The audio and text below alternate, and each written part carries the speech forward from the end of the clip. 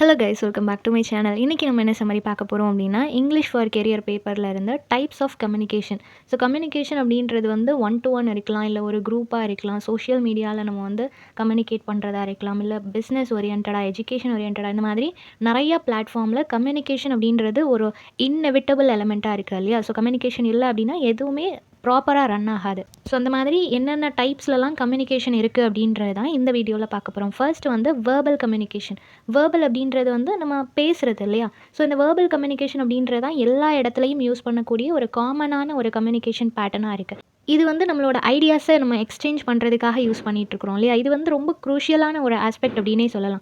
Professionally நம்ம வரும்போது அதை எந்த அளவுக்கு ப்ராப்பராக நம்ம ஹேண்டில் பண்ணுறோம் அப்படின்றது இருக்குது இல்லையா? இது வந்து ஒவ்வொரு இடத்த பொறுத்து அது வேரி ஆகும். லைக் இப்போ ஒரு மீட்டிங்கில் நம்ம பேசுகிறதுக்கும், ஒரு இன்டர்வியூவில் பேசுகிறதுக்கும், presentation, telephone conversation, negotiation, so இந்த மாதிரி நிறையா இடங்களில் வந்து நம்மளோட அந்த ஒரு ஸ்போக்கன் லாங்குவேஜ் சேஞ்ச் ஆகும் அப்படின்றத சொல்கிறாங்க. ஸோ மாடுலேஷனாக இருக்கட்டும், நம்ம யூஸ் பண்ணக்கூடிய வேர்ட்ஸாக இருக்கட்டும், என்ன மாதிரி டோனில் நம்ம பேசுகிறோம், இந்த மாதிரி நிறையா விஷயங்கள் அந்த இடத்த பொறுத்து அது சேஞ்ச் ஆகும் அப்படின்றத சொல்கிறாங்க.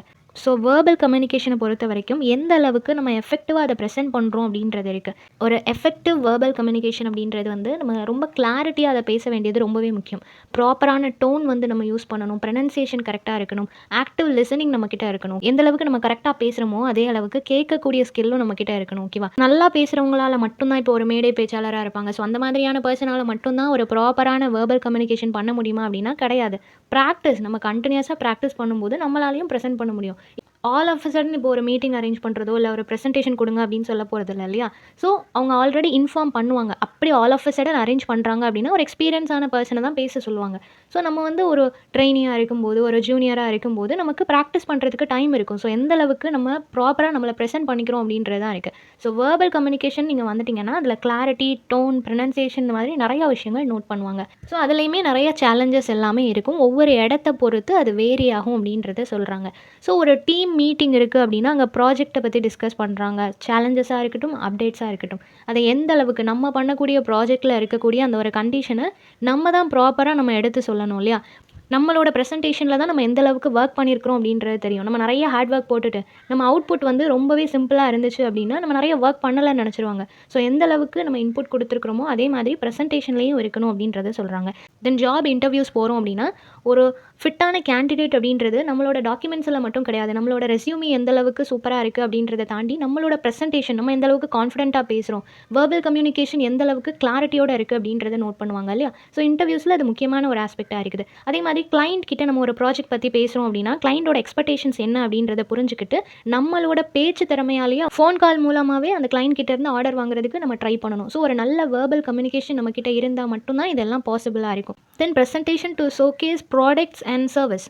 ஸோ இப்போ வந்து நிறையா கம்பெனிஸ்லேருந்து வந்து அவங்களோட ப்ராடக்ட்ஸை வந்து இன்ட்ரடியூஸ் பண்ணுறாங்கன்னு வச்சுக்கோங்க. நல்லா பேச தெரிஞ்ச ஒரு பர்சனால் மட்டும்தான் இங்கே இருக்கக்கூடிய ஆடியன்ஸோட அட்டென்ஷனை கிராப் பண்ண முடியும். அட் த சேம் டைம் அவங்களோட ப்ராடக்ட் தான் பெஸ்ட் அப்படின்னு சொல்லி அவங்களே கன்வின்ஸ் பண்ண முடியும். ஸோ அந்தளவுக்கு ஒரு டேலண்ட் இருக்கணும். தென் ஒரு குரூப் டிஸ்கஷன் போகிறோம் அப்படின்னா நம்மளோட ஐடியாஸில் எந்த அளவுக்கு கிளாரிட்டி இருக்கோ அப்போ தான் நம்ம மேலே ஒரு இம்ப்ரெஷன் கிரியேட் ஆகும். ஸோ வேர்பல் கம்யூனிகேஷனை பொறுத்த வரைக்கும் each and every word noted. So ப்ராப்பராக நம்ம ப்ரெசென்ட் பண்ணணும். நெக்ஸ்ட் நான் வேர்பல் கம்யூனிகேஷன். இதுவுமே ஒரு க்ரூஷியலான ஒரு கம்யூனிகேஷன் தான். ஏன் அப்படின்னா இதில் வந்து மெசேஜை நம்ம எப்படி கன்வே பண்ணுறோம் அப்படின்னா body language, facial expression, gestures, eye contact, posters, appearance, இந்த மாதிரி நிறைய விஷயங்களில் நம்ம வந்து மெசேஜை கன்வே பண்ணுறோம். ஸோ நம்மளோட ஃபேஸை பார்த்தே நம்ம வந்து ஏதோ ஒரு கன்ஃபியூஷனில் இருக்கிறோம், இல்லை சிக்காக இருக்கிறோம், மென்டலி நம்ம டிஸ்டர்ப்டாக இருக்கிறோம், இதெல்லாம் கண்டுபிடிச்சிடுறாங்க இல்லையா? ஸோ அந்த மாதிரி ஒரு சிச்சுவேஷனையோ இல்லை நம்மளோட கண்டிஷனையோ நம்ம பேசாமலே அவங்களால கண்டுபிடிக்க முடியுதுன்னா அது வந்து நான் வேர்பல் கம்யூனிகேஷன் அப்படின்னு சொல்கிறோம். ஸோ இது வந்து எப்போ யூஸ் பண்ணுவாங்க அப்படின்னா மோஸ்ட்லி ஏதோ ஒரு கட்டத்தில் நம்மளால் பேச முடியாது அப்படின்ற சமயத்தில் இந்த மாதிரியான நான் வேர்பல் கம்யூனிகேஷனை யூஸ் பண்ணுவாங்க. சில கல்ச்சுரல் அவேர்னஸ் நமக்கு ரொம்ப முக்கியம். சில டயலெக்ட்ஸில் வந்துட்டு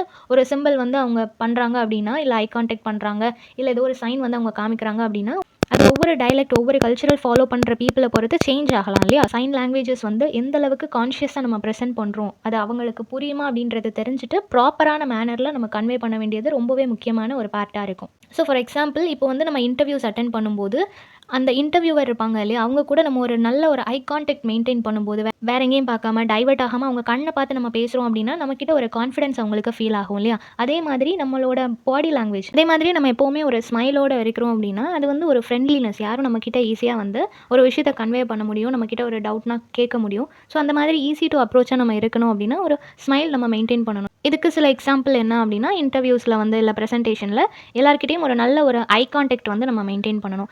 தென் ஓப்பன் அண்ட் அப்ரோச்சபிளாக நம்ம வந்து நம்மளோட பாடி லாங்குவேஜ் இருந்துச்சு அப்படின்னா, மீட்டிங்கில் வந்து ஈஸியாக எல்லாரும் கொஸ்டின் பண்ண முடியும். தென் ஆர்ம்ஸ் அண்ட் லெக்ஸை வந்து ஒரு கிராசிங் பொசிஷனில் நம்ம வச்சு உட்காந்துருந்தோம் அப்படின்னா, அது வந்து ஒரு டிஃபென்சிவ்னஸை வந்து இண்டிகேட் பண்ணுற மாதிரி இருக்கும். ஓகேவா? ஸோ அதை பெட்டர் அவாய்ட் பண்ணுறது இன்னுமே நம்மளை வந்து ப்ளசண்ட்டாக ப்ரெசென்ட் பண்ணுறதுக்கு நல்லாயிருக்கும். ஜஸ்ட் வந்து நம்ம ஒரு ஸ்டாச்சு மாதிரி நின்று பேசிக்கிட்டே இருந்தோம், ஸ்க்ரீனில் வந்து ஒரு பிபிடி ஓடிட்டே இருக்குது அப்படின்னா, அது பார்க்குறதுக்கு அவ்வளோ நல்லா இருக்காது. ஸோ நம்மளோட பாடி லாங்குவேஜ் நம்ம ப்ராப்பராக அதை பாயிண்ட் அவுட் பண்ணி நம்மளோட ஜெஸ்டர்ஸ் வந்து கொஞ்சம் நீட்டாக இருக்கும்போது இன்னுமே அந்த ப்ரெசன்டேஷன் வந்து சோல்ஃபுல்லாக இருக்கும் இல்லையா? Next return communication. இது வந்துட்டு ஒரு பெர்மனெண்ட்டான ரெக்கார்டாக இருக்கிறதுக்கு மோஸ்ட்லி நம்ம யூஸ் பண்ணுவோம் இல்லையா? ஸோ பிஸ்னஸாக இருக்கட்டும், எஜுகேஷன் எதுலேயுமே ரிட்டன் ஃபார்மேட்டில் ஒரு விஷயத்தை நம்ம கன்வே பண்ணுறதுக்கு ஏன்ஷியன்ட் பீரியடில் எல்லாமே லெட்டர்ஸ் நம்ம எழுதுவோம் மெசேஜஸை பாஸ் பண்ணுறதுக்கு. இப்போ நிறையா சோஷியல் பிளாட்ஃபார்ம்ஸ் எல்லாமே இருக்குது இல்லையா? டிஜிட்டலைஸ்டாக நம்ம மாறிட்டதுனால ஆன்லைனில் நிறைய விஷயங்களை டாக்குமெண்ட் ரிலேட்டடாக நம்ம வந்து டைப் பண்ணி அதை சென்ட் பண்ணிகிட்ருக்குறோம். ஸோ அது email, reports, memos, proposals, resume, notice, circular, documentation, so இந்த மாதிரி பிளென்டி ஆஃப் டைப்ஸில் வந்து நம்ம ரிட்டன் கம்யூனிகேஷன் பண்ணிகிட்ருக்குறோம் இல்லையா? ஸோ ப்ராப்பரான ஒரு ஸ்ட்ரக்சரில் நம்ம அதை க்ரியேட் பண்ணிவிட்டு அதை யாருக்கு சென்ட் பண்ணணுமோ அவங்களுக்கு சென்ட் பண்ணிகிட்ருக்குறோம். அது ஒரு ரெக்கார்டாகவும் மெயின்டைன் பண்ணிகிட்ருக்குறோம். அது வந்து ரொம்ப கிளியராக இருக்க வேண்டியது ரொம்ப அவசியம். ஏன்னா ப்ரொஃபஷ்னலாக போகும்போது எந்த விதமான கிராமட்டிக்கல் எரர்ஸும் அதில் இல்லாமல் நம்ம பார்த்துக்கணும். பொலைட்டான மேனரில் யார்கிட்ட நம்ம அந்த ப்ரப்போசலோ இல்லை ரிப்போர்ட்டோ யாருக்கு அனுப்புகிறோமோ அவங்களுக்கு ஏற்ற மாதிரி அதை சென்ட் பண்ண வேண்டியது ரொம்பவே இம்பார்ட்டன்ட் இல்லையா? இந்த மாதிரியான கம்யூனிகேஷன்ஸ்க்கு எல்லாமே நம்ம ஃபார்மல் டோன் தான் யூஸ் பண்ணுவோம். இப்போ நம்ம ஃப்ரெண்ட்ஸ் கூட நம்ம சேட் பண்ணுறோம், ஃப்ரெண்ட்ஸுக்கு நம்ம ஒரு விஷயத்தை அனுப்புகிறோம் அப்படின்னா அது வந்து இந்த ஃபார்மலாக இருக்கணும் அப்படின்னு சொல்லிட்டு நிறைய இம்பார்ட்டன்ஸ் கொடுக்க மாட்டோம் இல்லையா? இன்ஃபார்மலாக இருந்தாலும் பரவாயில்ல, இன்ஃபர்மேஷன் ப்ராப்பராக கன்வே பண்ணால் போதும் அப்படின்றதுக்கு தான் கான்சென்ட்ரேட் பண்ணுவோம். இதுக்கு ஒரு எக்ஸாம்பிள் என்ன அப்படின்னா, நம்ம வந்து கிளைண்ட்ஸுக்கு ஒரு ஃபார்மலான இமெயில் அனுப்புகிறோம்னு வச்சுக்கோங்க. இல்லைனா ப்ராஜெக்ட் அப்டேட்ஸ் எல்லாத்தையுமே நம்ம அவங்களுக்கு சென்ட் பண்ணுறோம் அப்படின்னா அதில் கிளாரிட்டி இருக்கணும். அவங்க அதை பார்த்த உடனே ஓகே இதுதான் அவங்க சொல்ல வராங்க அப்படின்றது அதை அவங்க புரிஞ்சுக்கிற மாதிரி இருக்கணும். அதில் ரொம்ப டீட்டெயில்டாக எலாபரேட்டாக நம்ம வந்து நிறைய விஷயங்களை மென்ஷன் பண்ணாமல் அது ரொம்பவே ஷார்ட் அண்ட் ஸ்வீட்டாக நம்ம எக்ஸ்பிளைன் பண்ண வேண்டியது ரொம்ப இம்பார்ட்டண்ட்டாக இருக்கும். அதே மாதிரி மெமோஸ், இப்போ டீம் மெம்பர்ஸாக இருக்கட்டும் இல்லை எஜுகேஷன் ஓரியன்டாக போகும்போது ஸ்டாஃப்ஸுக்கோ ஸ்டூடெண்ட்ஸுக்கோ ஒரு அனௌன்ஸ்மெண்ட்லாம் நம்ம அனுப்புகிறோம்னு வச்சுக்கோங்க. அதில் டேட் நீங்கள் தப்பாக போட்டுட்டீங்க போது இந்த ரிட்டன் கம்யூனிகேஷனில் டபுள் செக் பண்ணிவிட்டு அதுக்கப்புறம் அனுப்ப வேண்டியது ரொம்பவே இம்பார்ட்டண்ட்டான ஒரு ஆஸ்பெக்டாக இருக்குது. தென் கிளைண்ட்ஸுக்காக இருக்கட்டும், இன்வெஸ்டர்ஸ்க்காக இருக்கட்டும், ப்ரப்போசல் அனுப்பும்போது அது ஒரு ஆர்டரிங் டோனில் இல்லாமல் பொலைட்டான மேனரில் ரொம்பவும் அதுக்கு நம்ம ரெக்வஸ்ட் மாதிரியும் அனுப்பணும்னு இல்லை. ஸோ எந்த ஒரு டோனில் நம்ம சொல்லணுமோ அதை ப்ராப்பராக நம்ம கன்வே பண்ண வேண்டியது ரொம்பவே இம்பார்ட்டன்ட். தென் ரெஸ்யூமி, நம்மளோட ஜாபுக்கான ஃபர்ஸ்ட் ஸ்டெப் அதுதான் இல்லையா? ஸோ கவர் லெட்டராக இருக்கட்டும், ரெஸ்யூமி அதில் வந்துட்டு நம்ம ப்ராப்பராக ரெடி பண்ணணும். ஸோ அதை பார்த்த உடனே ஓகே இவங்க எலிஜிபிள் அப்படின்னு சொல்லி அவங்க நினைக்கிற மாதிரியான ரிட்டன் கம்யூனிகேஷன் இருக்கணும் அப்படின்றத சொல்கிறாங்க. Next visual communication. இது என்ன அப்படின்னா, இது மோஸ்ட்லி எங்கே யூஸ் பண்ணுவாங்க? இன்ஃபர்மேஷனை நம்ம இன்னும் கிளியராக சொல்கிறதுக்கு. அது எஜுகேஷன் ஓரியன்டாகவும் இருக்கலாம், பிஸ்னஸ் ஓரியன்டாகவும் இருக்கலாம், மார்க்கெட்டிங் ஓரியன்டாகவும் இருக்கலாம். So images, diagrams, charts, graph, infographics, digital media இந்த மாதிரியான விஷயங்கள் எல்லாமே அது ஒரு இன்ஃபர்மேஷனை பாஸ் பண்ணுறதுக்கு இன்னும் எஃபெக்டிவாக ஆடியன்ஸ் வந்து அந்த இன்ஃபர்மேஷனை எடுத்துக்கிறதுக்கு. ஓகேவா? ஸ்கூலில் சில்ட்ரன்ஸ்க்கு வந்துட்டு ஒரு ரைம்ஸாக இருக்கட்டும் இல்லை ஏதோ ஒரு போமாக இருக்கட்டும் அதை வந்து நார்மலாக நம்ம சொல்லி கொடுத்துட்டே இருக்கிறதுக்கும் ஸ்க்ரீனில் அது ஒரு சாங் மாதிரி ஓடுது இல்லை அது ஒரு அனிமி மாதிரி நம்ம க்ரியேட் பண்ணியிருக்கிறோம் அப்படின்னா அதை இன்னும் ஈஸியாக அவங்க புரிஞ்சுப்பாங்க இல்லையா? ஸோ அதே மாதிரி மார்க்கெட்டிங்கில் வந்துட்டு நம்ம இவ்வளோ லாஸ் ஆகிருக்கு, இவ்வளோ நமக்கு ப்ராஃபிட் கிடச்சிருக்குன்னு வாயால் அதை சொல்கிறதும் கேல்குலேஷன் போடுறதும் அது கொஞ்சம் அண்டர்ஸ்டாண்ட் பண்ணிக்கிறதுக்கு டஃப்பாக இருக்கும். அந்த மீட்டிங்கும் கொஞ்சம் கிளம்ஸியாக இருக்கும். இதுவே ஒரு கிராஃப் யூஸ் பண்ணியோ இல்லை பை சார்ட் மூலமாகவோ நம்ம எக்ஸ்பிளைன் பண்ணுறோம் அப்படின்னா ஒரு பெட்டர் அண்டர்ஸ்டாண்டிங் கிடைக்கும் இல்லையா? ஈஸியாக அதில் இருக்கிற ஃப்ளாஸையும் அண்ட் ஆல்சோ பாசிட்டிவ் சைடையும் அண்டர்ஸ்டாண்ட் பண்ணிக்க முடியும். ஸோ மார்க்கெட்டிங், என்ஜினியரிங், மேனேஜ்மெண்ட் இந்த மாதிரியான டிபார்ட்மெண்ட்டில் எல்லாமே இது ரொம்பவே யூஸ்ஃபுல்லாக இருக்குது அப்படின்றத சொல்கிறாங்க. ஸோ இதுக்கு ஒரு பெஸ்ட் எக்ஸாம்பிள் இன்ஃபோகிராஃபிக்ஸ். இப்போ வந்துட்டு சேல்ஸ் டேட்டா, மார்க்கெட்டிங் ட்ரெண்ட்ஸ் இது எல்லாமே நம்ம ஒரு கிராஃப் மூலமாக சொல்லும்போது இன்னும் அண்டர்ஸ்டாண்டிங் ஈஸியாக இருக்கும் இல்லையா? ஸோ வேர்பலி, நான் வேர்பலி எல்லாத்த விடவும் ரொம்பவே எஃபெக்டிவான ஒரு கம்யூனிகேஷன் அப்படின்னா அது விஷுவல் கம்யூனிகேஷன் தான். Next formal communication. இது என்ன அப்படின்னா அஃபீஷியலி ஸ்ட்ரக்சர்ட் ஒரு ஆர்கனைசேஷன் இருக்குது அப்படின்னா அஃபீஷியலாக ஒரு ஸ்ட்ரக்சரைஸ்டு வேல அவங்க வந்து கம்யூனிகேஷன் பண்ணுறது. ஃபார் எக்ஸாம்பிள் இது ரொம்ப ப்ரொஃபஷனலாக இருக்கும். ஒரு இன்ஸ்டியூஷன் இருக்குது, ஒரு ஆர்கனைசேஷன் இருக்குது அப்படின்னா அங்கே வந்து ஒரு ப்ரோக்ராம் நடக்க போகுதுன்னா ப்ராப்பராக அவங்க ஃபர்ஸ்ட்டே அனௌன்ஸ் பண்ணுவாங்க இந்த மாதிரி தான் நடக்க போகுது. Inward, downward, upward, downward, horizontal communication. So இந்த மாதிரி எல்லாமே பிளான் பண்ண மாதிரி நடக்கும். இப்போ வந்து மேனேஜர் ஒரு அஃபீஷியல் இன்ஸ்ட்ரக்ஷன் டீம் மெம்பர்ஸ்க்கு அனுப்புறதா இருக்கட்டும் இல்லை departmental reports on quarterly performance. இப்போ ஒரு கம்பெனியில் வந்துட்டு நல்ல ஷேர்ஸ் வந்திருக்கு இந்த மந்த்து, நமக்கு வந்து ஒரு சேலரி இன்க்ரிமெண்ட்டுக்கு இருக்கும் அப்படின்ற மாதிரி சொல்கிறாங்கன்னு வச்சுக்கோங்க. பட் அது வந்துட்டு ஒரு ரூமர் மாதிரி ஸ்ப்ரெட் ஆகிட்டுருக்கு. அப்போ நம்ம என்ன சொல்லுவோம், அஃபிஷியலி இன்னும் இன்ஃபர்மேஷன் வரலன்னு சொல்லுவோம் இல்லையா? அந்த அஃபிஷியல் இன்ஃபர்மேஷனை தான் ஃபார்மல் கம்யூனிகேஷன் அப்படின்னு சொல்கிறாங்க.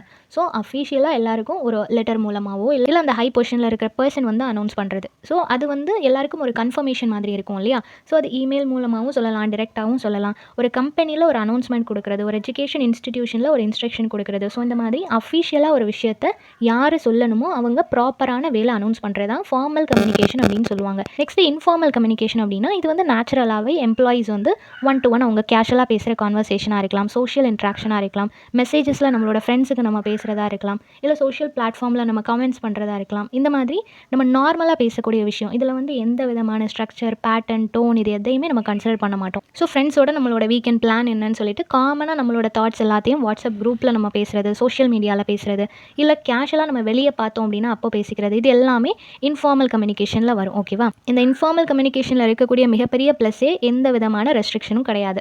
யாருமே நம்மளை ஜட்ஜ் பண்ணுவாங்கன்னு யோசிக்க வேண்டாம். எந்த பயமும் இல்லாமல் நமக்கு என்ன தோணுதோ அதை ஈஸியாக நம்மளால் பேச முடியும். எவ்வளோ கலோக்கியலாக இருந்தாலும் ஒரு பிரச்சனையும் இருக்காது. Then intrapersonal and interpersonal communication, இது வந்து ஒரு ஸ்லைட் வேரியேஷன்ஸ் தான் இருக்கும். ஃபர்ஸ்ட் இன்ட்ரா பர்சனல் கம்யூனிகேஷன்னா என்ன அப்படின்னா செல்ஃப் டாக், நமக்குள்ளே நம்மளே பேசிக்கிறது. இது நிறைய டைம் பேசுவோம் இல்லையா? ரொம்ப ஸ்ட்ரெஸ்ஸாக டிப்ரெஸ்டாக இருக்கிறோம் அப்படின்னா நமக்கு நம்மளே பேசிக்குவோம் இல்லையா? நம்மளை வந்து கன்ஃபெஸ் பண்ணுறதுக்காக கண்ணாடி முன்னாடி பேசிக்குவோம். மெடிடேஷன் பண்ணும்போது நமக்குள்ள ஒரு வாய்ஸ் கேட்குற மாதிரி நம்மளே இமேஜின் பண்ணிக்குவோம். ஸோ இந்த மாதிரி ஒரு ஜேர்னி போகும்போதாக இருக்கட்டும், இல்லை ஒரு செல்ஃப் ரியலைசேஷனுக்காக நம்ம பண்ணுற ஒரு சின்ன ஸ்டெப்பாக இருக்கட்டும், அப்போல்லாம் நமக்குள்ள ஒரு பர்சன் பேசுகிற மாதிரியும் நம்மளே நம்மக்கிட்டையும் பேசிக்குவோம் இல்லையா? அந்த ஒரு கான்வர்சேஷன் தான் இன்ட்ரா பர்சனல் கான்வர்சேஷன் அப்படின்னு சொல்லுவாங்க. தென் இன்டர் பர்சனல் கம்யூனிகேஷன் அப்படின்றது என்னென்னா இதுவுமே பர்சனலாக இருக்கும். ஆனால் 2 பேர் கூட பேசலாம், நிறைய பேரோட சேர்ந்து கூட பேசலாம். ஆனால் அந்த கான்வர்சேஷன் வந்து ரொம்ப ப்ரைவேட்டாக இருக்கும் அப்படின்றத சொல்கிறாங்க. ஒரு கவுன்சிலிங் மாதிரியோ இல்லை டீம் ஒர்க்காக ஒரு பிளான் பண்ணுறது, இந்த மாதிரியான விஷயங்கள் எல்லாமே இன்டர் பர்சனல் கம்யூனிகேஷனில் வரும். ஓகேவா? Then finally digital communication. இப்போ வந்து வீட்டுக்குள்ளேயே நம்ம வந்து ஒருத்தர் பேசுகிறது கிடையாது. வாட்ஸ்அப் மூலமாக நம்ம பேசிகிட்டு இருக்கிறோம், ஃபோன் கால் மூலமாக பேசிகிட்டு இருக்கிறோம். ஸோ கம்ப்ளீட்லி நம்ம டிஜிட்டலைஸ்டாக மாறிட்டு இருக்கிறோம் இல்லையா? ஸோ இமெயில் இல்லை personal social media, video conference, instant messaging, இந்த மாதிரி நிறைய டூல்ஸ் இருக்குது, நிறைய ஆப்ஸ் இருக்குது. அது மூலமாக ஒன் டு ஒன் நம்ம கம்யூனிகேட் பண்ணிக்க போகிறோம். அது அஃபிஷியலாகவும் இருக்கும், நான் அஃபிஷியலாக இருக்கும். கம்ப்ளீட்லி எல்லா பீப்புளும் சரி, எல்லா டிபார்ட்மெண்ட் ஒர்க் எல்லாத்துலேயுமே டிஜிட்டலைஸ்டாக மாறிட்டாங்க இல்லையா? ஸோ கம்பேரிட்டிவ்லி எல்லாரும் நிறைய யூஸ் பண்ணக்கூடிய ஒரு கம்யூனிகேஷன் அப்படின்னா அது டிஜிட்டல் கம்யூனிகேஷனாக தான் இருக்குது. ஸோ ஒரு ஜூம் மீட்டிங்காக இருக்கட்டும், ஆன்லைன் கிளாஸஸாக இருக்கட்டும், இல்லை நம்ம வந்து கலீக்ஸ் கிட்ட ஒரு இன்ஃபர்மேஷன் பாஸ் பண்ணணும் அப்படின்னாலும், ப்ரொஃபஷனலாக நம்ம லிங்க்டின் ஆப்பில் நம்ம வந்து கனெக்டடாக இருக்கிறதா இருக்கட்டும், இல்லை இமெயிலில் நியூஸ் லெட்டர்ஸ் வந்து இயர்லி மந்த்லி நம்ம அப்டேட் பண்ணுறதா இருக்கட்டும், ஆன்லைன் ப்ராஜெக்ட் மேனேஜ்மெண்ட்டாக இருக்கட்டும், எல்லா டிபார்ட்மெண்ட்லேயுமே கண்டிப்பாக ஏதோ ஒரு இடத்துல டிஜிட்டலை வந்து டிபெண்ட் பண்ணி தான் இருப்பாங்க. ஸோ டிஜிட்டலைஸ்டாக கம்யூனிகேஷனை பாஸ் பண்ணுறது, அதை யூஸ் பண்ணுறது தான் இப்போ இருக்கிற வேர்ல்டில் ரொம்ப அதிகமாக யூஸ் பண்ணக்கூடிய ஒரு விஷயமா இருக்குது. ஸோ இதுதான் டைப்ஸ் ஆஃப் கம்யூனிகேஷன். இந்த டாபிக் எல்லாருக்கும் புரிஞ்சிருக்கும்னு நினைக்கிறேன். நெக்ஸ்ட் என்ன டாப்பிக்கில் வீடியோ போடலான்னு சொல்லி கமெண்ட் பண்ணுங்கள். தேங்க்யூ ஃபார் வாட்சிங்.